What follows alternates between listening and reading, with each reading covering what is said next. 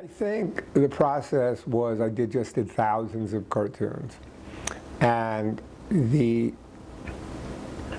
I honed and focused my talent, and it is when I was at the New Yorker and young cartoonists would come in, I would say, how many cartoons should I do a week? Because the batch, you just don't do one.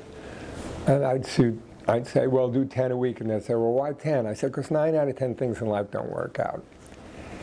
In other words, you only get quality through quantity. But you got to have talent. Point made to Malcolm Gladwell. If you don't have talent, it doesn't matter how much you practice or do it. You have to have something. And so I mean, in a way, the core of me is sort of intellectual funny, I guess. I look at everything in the world through the prism of humor, but I like to think through humor as an insight. When I left graduate school in experimental psychology, just short of my PhD, and I had everything but my PhD, and I was on the cusp of my PhD, but it was the world's longest cusp. And so I veered off the cusp at 30 to become a cartoonist. And I thought I was going to go into stand-up or cartooning.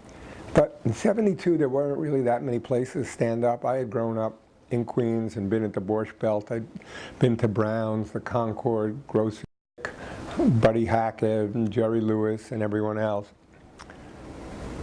But that's what I sort of thought I was going to do. But I really didn't have the guts to do it because I didn't want to go back to the Concord, because I knew, you know, my tribe, would they be there fressing and eating and whatever, stuffing their mouths. I figured they'd be eating so much that they wouldn't be able to laugh. And the only real hope I had was that I would make something funny enough that they'd be able to spit out their food. But that was not enough motivation for me to actually go do that. So I started drawing cartoons, and I started submitting them to the New Yorker, Saturday Review of Literature. I sold almost immediately to Saturday Review of Literature, now defunct, like almost all magazines. And it took me a couple of years then to break into the New Yorker. And I did a lot of cartoons.